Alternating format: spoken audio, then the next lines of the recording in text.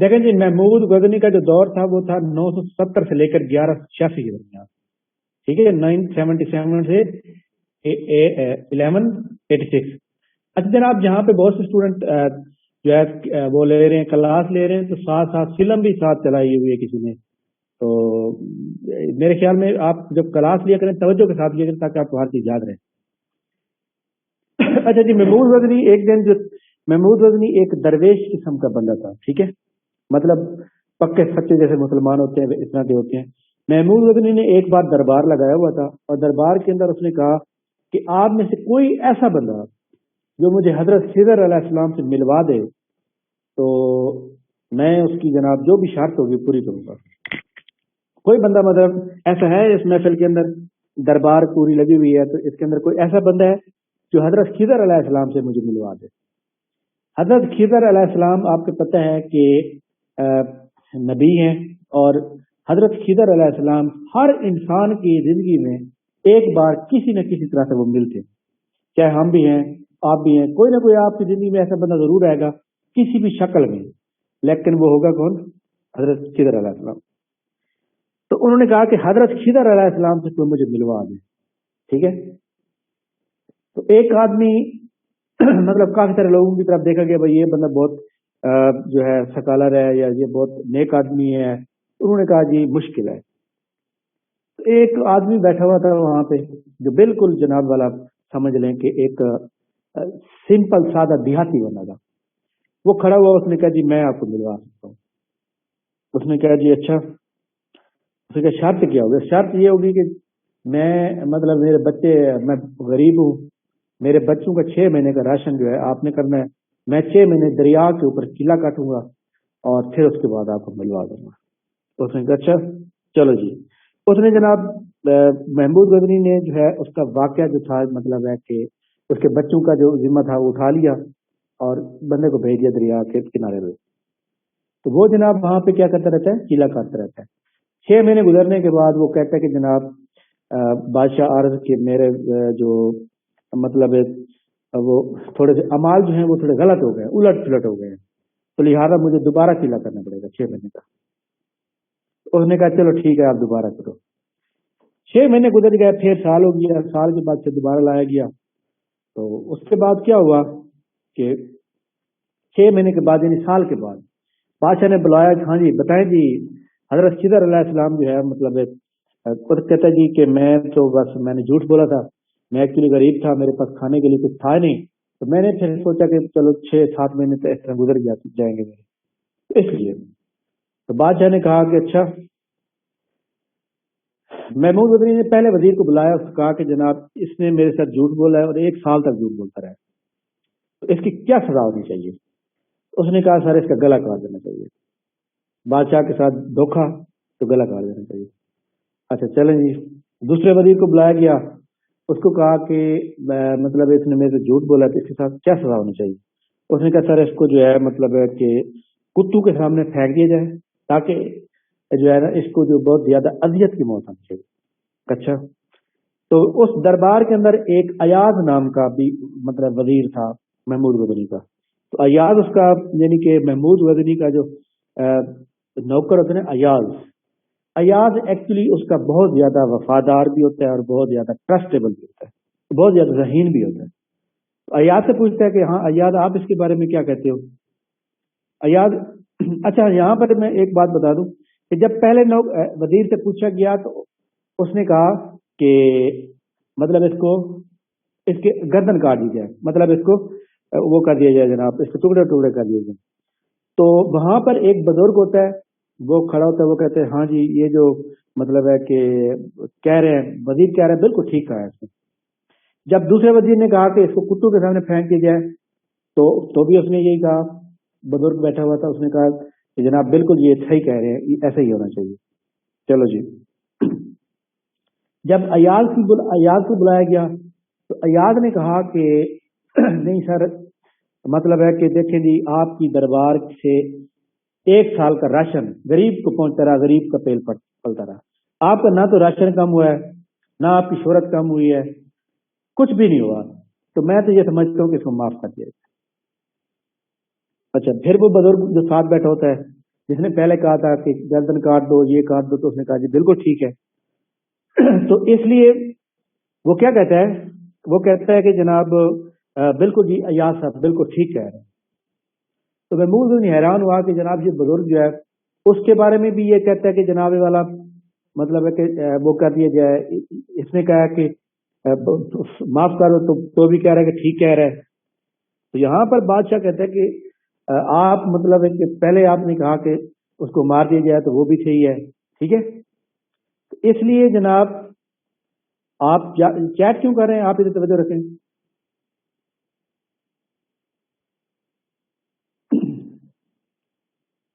Chat کے اوپر توجہ نہ کریں، چیٹ نہ کریں، ریموو ہو جائیں گے چپ کر کے. اچھا جی، تو بادشاہ کو وہ کہتا ہے کہ جناب پہلے جو بندے نے کہا کہ اس کا گلا کاٹ دینا چاہیے، وہ ایکچولی جو آپ نے وزیر بنایا ہوا ہے وہ ایک ایسے خاندان سے ہے جس کا والد کسائیوں کا کام کرتا تھا، تو لہٰذا اس نے وہی اپنی اوقات دکھائی. تو اور مطلب ہے کہ یہ آپ کی بدقسمتی ہے. اچھا جی، اپنا کلاس کے اندر کون موجود ہے؟ ایسا آپ موجود ہیں یہاں کلاس کے اندر نا، ایک لڑکی موجود ہے نادیہ اشرف کے نام سے، اس کو پرسنل میسج کر کے بتاؤ کہ آواز کیسے آئے گی، ٹھیک ہے.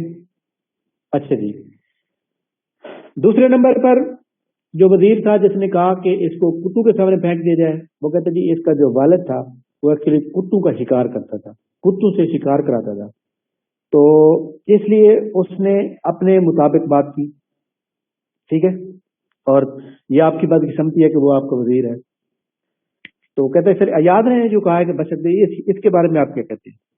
تو بزرگ نے کہا کہ جناب ایاز جو ہے وہ ایک سید فیملی سے تعلق رکھتا ہے، اور سید کبھی بھی بدلہ نہیں لیتے، سید ہمیشہ معاف کر دیتے ہیں. تو بادشاہ غزنی محمود غزنی اٹھتا ہے اپنی کرسی سے، ٹھیک ہے، کہتا ہے کہ ایاز آپ نے مجھے بتایا نہیں ہے کہ آپ سید ہیں. اس نے کہا اچھا، کہ ٹھیک ہے. یہ بزرگ نے جو ہے مطلب ہے کہ وہ مطلب ہے آج پردہ چاک کر دیا کہ میں سید ہوں اور میں کتنے عرصے سے آپ کے ساتھ ہوں، لیکن آج یہ جو ہے نا پردہ میں بھی اٹھا دیتا ہوں. وہ کہتا ہے یہ جو بزرگ ہیں یہ حضرت خضر علیہ السلام، یعنی ایک سچا واقعہ ہے. سمجھ آ گئی بات کی؟ ہاں جی، کسی بندے کو جناب اس واقعے کی سمجھ نہ آئے تو بتا سکتے ہیں، اور ہو سکتا ہے آپ نے بھی اس سے اچھا پڑھا ہو، آپ بھی شیئر کر سکتے ہیں.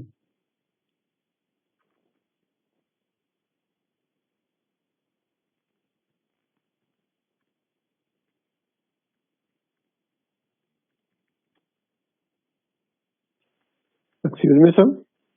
جی جی سر وہ شارٹ ہینڈ کے بارے میں کچھ بتا دیں. شارٹ ہینڈ کے بارے میں نا، آپ کہاں رہتے ہیں؟ گھر کون سا سٹی آپ کا؟ سیالکوٹ سر. سیالکوٹ. چلے میں آپ کو نمبر دوں گا، ایک ملتان میں ایک بندہ ہے، ہو سکتا ہے وہ آن لائن پڑھاتا تو بتا دوں گا. لیکن شارٹ ہینڈ کا وہ والی جاب آئی میں جاب تو کافی ساری ہے ایف پی آر کے اندر، تو اس کے بعد میں بات کرتے ہیں. اچھا جی، ہم ووکیبلری لکھ رہے ہیں. پہلے نمبر پہ آ جائے گا جناب فارن فریز ورڈ سے عالمہ میٹر، MATER. اس کا مطلب ہوتا ہے وہ درسگاہ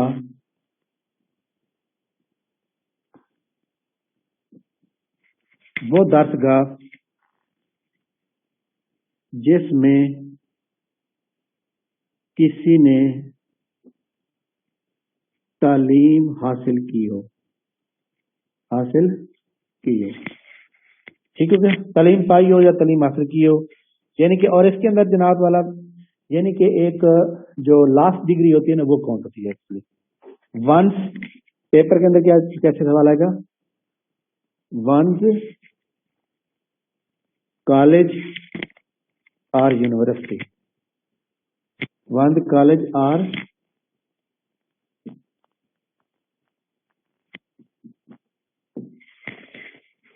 جب بھی آپ سے کوئی پوچھے کہ جناب عالمہ میٹر کیا، تو آپ نے ماسٹر ڈگری جس یونیورسٹی سے کیا نا آپ نے اس یونیورسٹی کا نام بتانا. Number next, at large, LARGE large. At large کا مطلب ہوتا ہے آزاد گھومنے والا، آزاد گھومنے والا، ٹھیک ہے. اس کا مطلب کیا ہوتا ہے؟ ایٹ لبرٹی،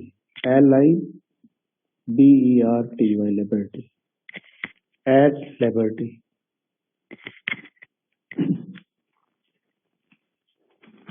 نازیہ شرف آپ کو آواز آ رہی ہے؟ AFFAIR affair, DCOEUR affair de coeur. Affair de coeur کا مطلب ہوتا ہے دل کا معاملہ، دل کا معاملہ. مطلب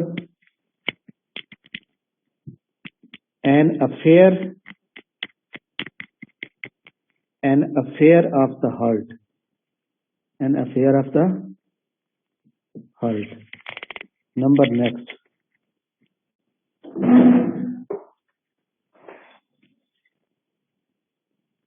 Look for کا مطلب ہوتا ہے تلاش کرنا.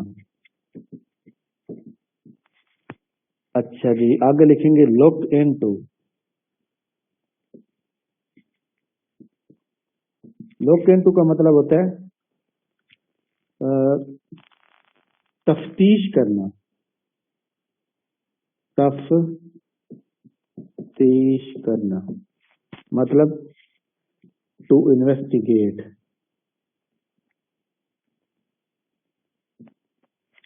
Number next.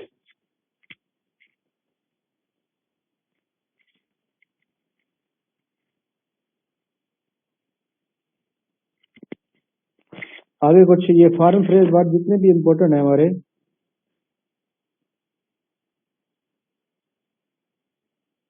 جی پٹ ڈاؤن، یہ ہمارے ایڈیم میں آگے لکھ رہا ہوں، ٹھیک ہے. پٹ ڈاؤن کا مطلب کیا ہوتا ہے؟ پٹ ڈاؤن کا مطلب ہوتا ہے جناب رکھنا. اس کو بلکہ آپ مکمل لکھ لیں، نیچے رکھنا، put down. Number next. Take of کا مطلب ہوتا ہے جہاز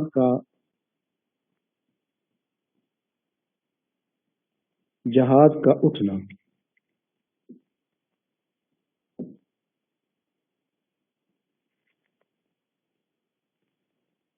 ٹیک پلیس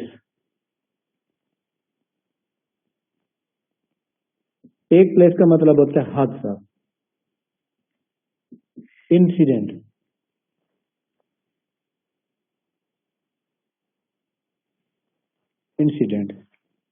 اس کے بعد آپ لکھیں گے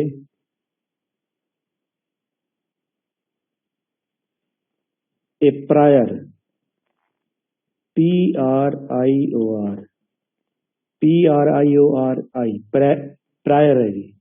پرائری. نظریات سے اپنے مشاہدے کرنا، ٹھیک ہے. یعنی کہ بندہ ایک تجربہ سیکھتا ہے نا کوئی چیز کا، تو کوئی نہ کوئی مطلب نظریہ پیش کرتا ہے، کوئی نظریے کے اوپر جو ہے مطلب وہ کرتا ہے. اچھا جی، یہ ووکیبلری اس کا وہ بھیجیں اسکرین شاٹ.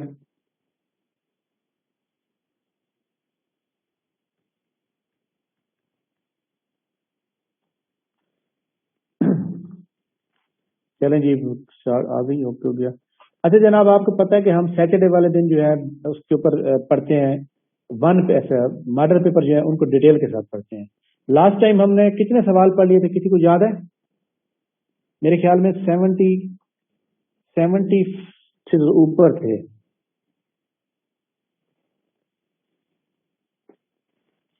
73 سر. 73. ایک میتھ کا سوال تھا 73 والا. اچھا چلو ٹھیک ہو گیا. 73 والا 73 کو جناب دوبارہ پڑھیے گا. آپ کو میں نے نوٹس بھی بھیجے ہیں واٹس ایپ نمبر کے اوپر، واٹس ایپ گروپ کے اندر. जो मतलब ग्रुप के अंदर ऐड नहीं उनको मैंने नंबर पे सेंड किया था, ठीक है, आप चेक करें। क्वेश्चन नंबर 73 पढ़ें।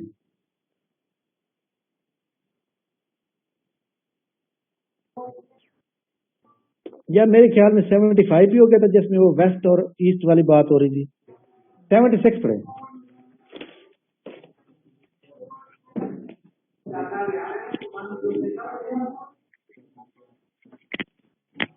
वॉल्यूम म्यूट रखें। 76 पढ़ें। राबिया खैर आप पढ़ें। अगर आपके पास किताब मौजूद है किसी के पास, आपने सिंपली जो है inspector anti corruption, inspector anti corruption, ये है जनाब 2020 का पेपर, इसका निकालें। क्वेश्चन नंबर 76 से पढ़ना है, क्योंकि 75 हमारे हो चुके हैं, 76 पढ़ना है। Name the first written constitution of the world. Okay हो गया। हाँ जी, दुनिया का पहला तहरीरी मुआहदा कौन सा है? ठीक है, दुनिया का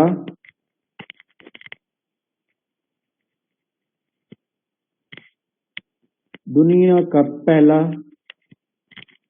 तहरीरी मुआहदा कौन सा है भला?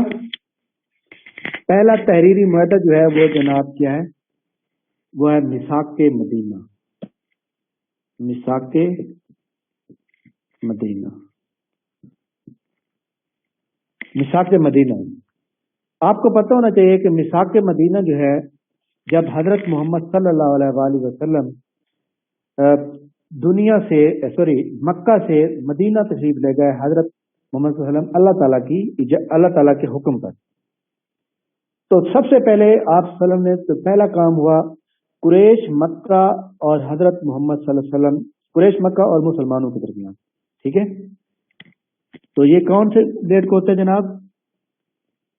622 एडी या फर्स्ट हिजरी। तो ये यहूदियों के साथ हुआ था, कुरैश के साथ नहीं हुआ। किसके साथ हुआ था? यहूदियों के साथ सर। नहीं, ये उनका कबीले नहीं थे। तो ज्यूज के साथ हुआ था, ज्यूज के कबीलों के साथ। चलो मैं बताता हूँ। अच्छा, इसके अंदर और ऑप्शन कौन कौन थे? इसी सवाल में और ऑप्शन बताएं।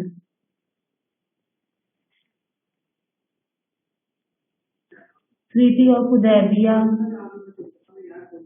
ठीक हो गया, Hudbatul Wida, none of these. ठीक हो गया।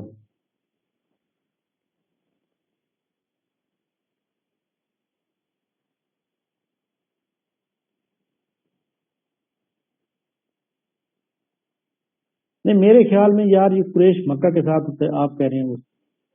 सर कुरैश मक्का तो मक्का में है ना, तो ये मदीना में उधर गए हैं। मदीना में जब तो पहला उनके साथ हुआ ना, मदीना में बात थे यहूदियों के कबीले। एक मिनट में बताता हूँ। सर ये यहूदियों के साथ मायदा हुआ था जब नबी करीम सल्लल्लाहु अलैहि वसल्लम मक्का में मदीना गए थे ना, ये पहला तहरीरी मायदा हुआ था, ये यहूदियों मुसलमानों के दरमियान। ठीक हो गया।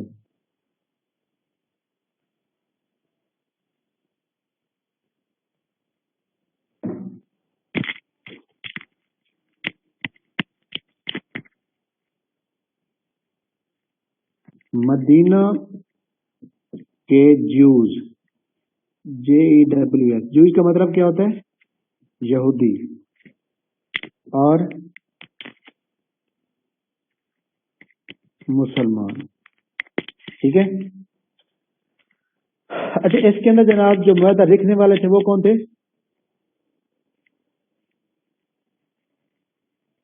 हजरत अली।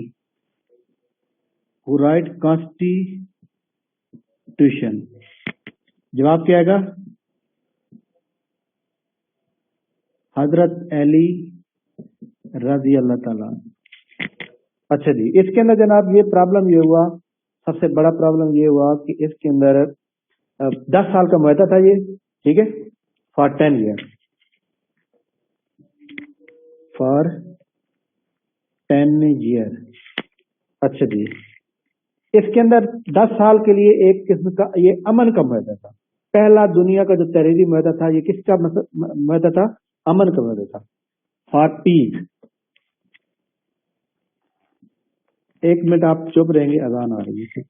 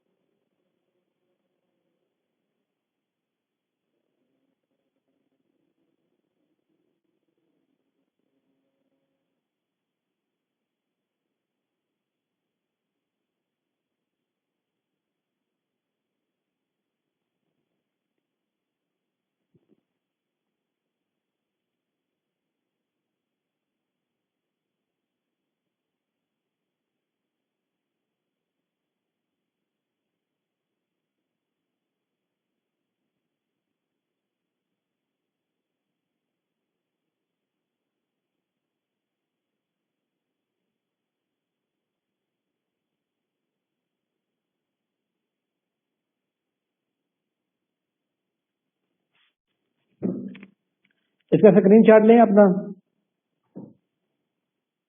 اسکرین شاٹ لے کر بھیجیں. میں نا اس کا اردو میں نا پوری ترتیب لکھ دیتا ہوں، ٹھیک ہے، کیونکہ اس کے دوران جو ہے کتنے قبیلے موجود تھے، جو سوال آتے ہیں اس کے اوپر میں سارا لکھ دیتا ہوں.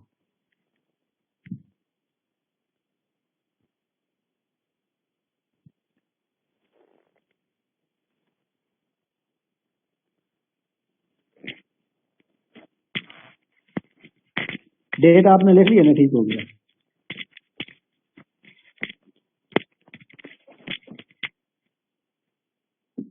جب حضرت محمد صلی اللہ علیہ وسلم مدینہ تشریف لائے تو وہاں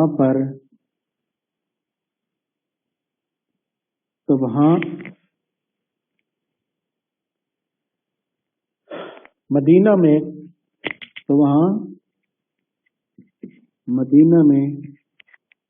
کافی قبائل کا مطلب ہوتا ہے قبیلہ، خاندان، قبائل آباد تھے، ٹھیک ہے، آباد تھے. ان میں سے مہاجرین انصار، ان میں سے مہاجرین انصار یہودی اور دیگر قبائل کے لوگ موجود تھے یا آباد تھے. ٹھیک ہو گیا.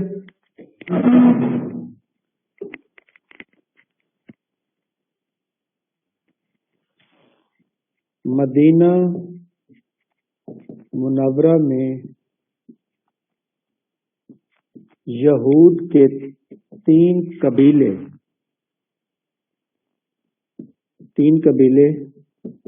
آباد تھے، بنو کنیکا، بنو نذیر اور بنو نذیر.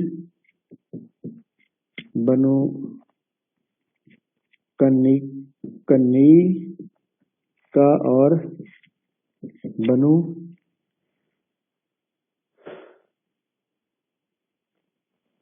और बनु करीजा, ठीक है, बनु करीजा। तो ये जनाब यहाँ पे मौजूद थे।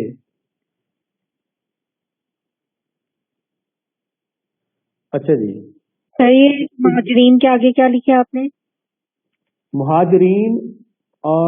मुहाजिरीन अंसार, यहूदी और दीगर कबाइल लोग मौजूद थे। मदीना मुनव्वरा में यहूद के 3 कबीले आबाद थे, बनु नज़ीर, बनु कनीका, बनु करीजा, ठीक है। जमाना लिखें, जमाना जहलियत में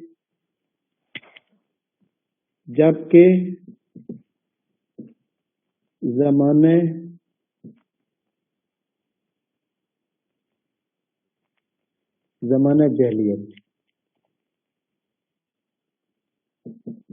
जहलियत में 2 और कबीले भी थे। मतलब जमाना जहलियत अंसार का कबीला औस और खोरेज। जमाना जहलियत में अंसार के कबीले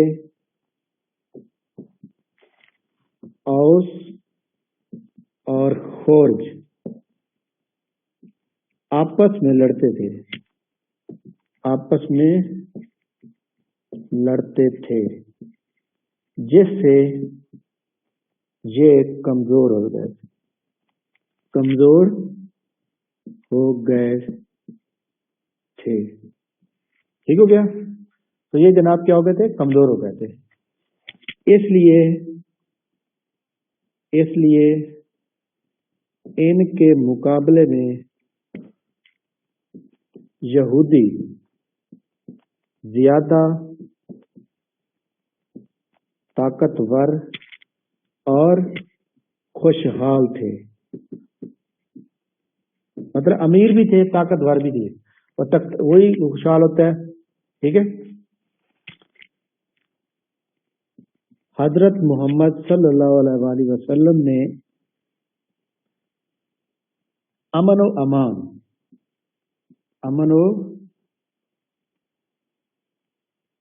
व अमान बरकरार रखने के लिए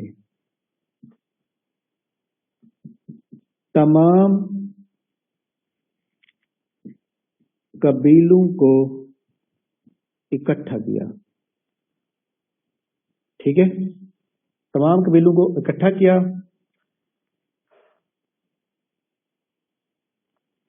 और बहमी रजामंदी से यहूद, मुसलमान और दीगर कबाइल के दरमियान मुआहदा किया। ठीक हो गया। दीगर कबाइल के दरमियान मुआहदा किया, जिसको मिसाके मदीना कहते हैं। हाँ जी, स्क्रीन शॉट लीजिएगा। नजर आ रहा है सही तरह से?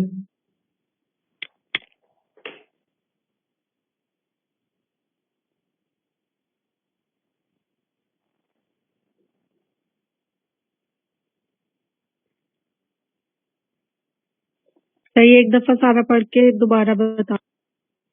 जी, मैं दोबारा बता देता हूँ। मिसाक मदीना पहली हिजरी के होता है, 622 ईस्वी होती है।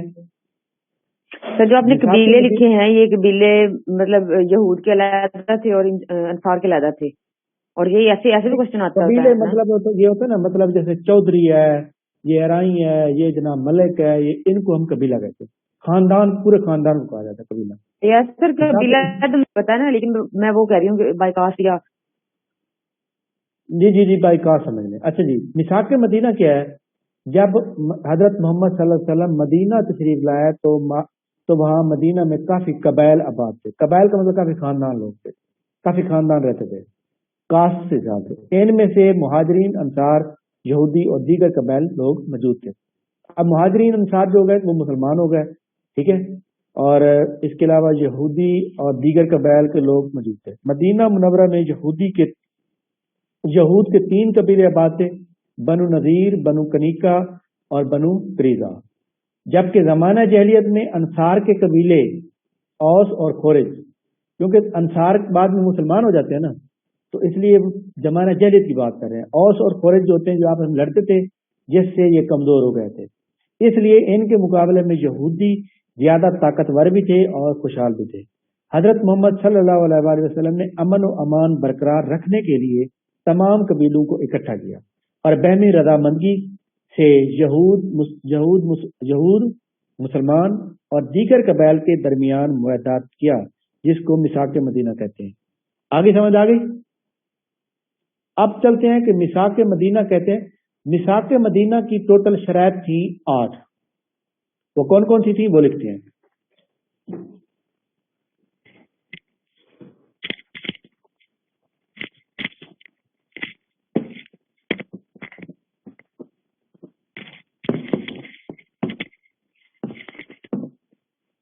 अच्छा जी, आपको पता है कि इस्लामियात किसी का भी मतलब वो नहीं होता, कोई थोड़ी बहुत मिस्टेक हो भी जाए तो आपने नोट करनी है, और ताकि हम उसको सही भी कर सकें।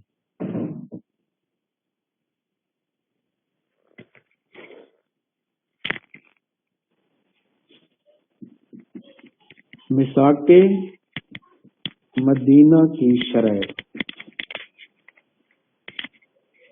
वाली म्यूट रखें, किसका वाली मान है लिखें जनाब।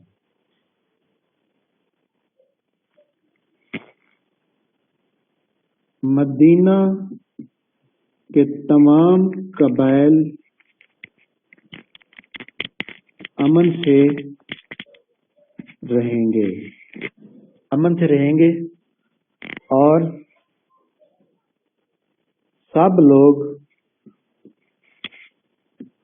बराबर के शरीक होंगे। मतलब कोई प्रॉब्लम बन भी गया है तो तमाम लोगों को नुमाइंदगी दी जाएगी उसका फैसला करने के लिए, ठीक है। वॉल्यूम म्यूट रखें। फातिमा वॉल्यूम म्यूट रखें। अगर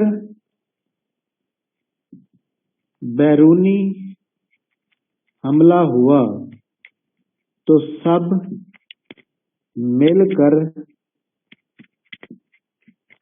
लड़ेंगे। नंबर 3,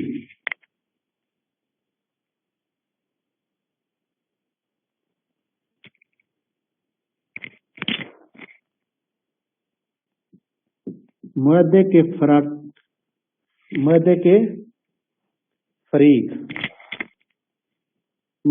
फरीक आपस में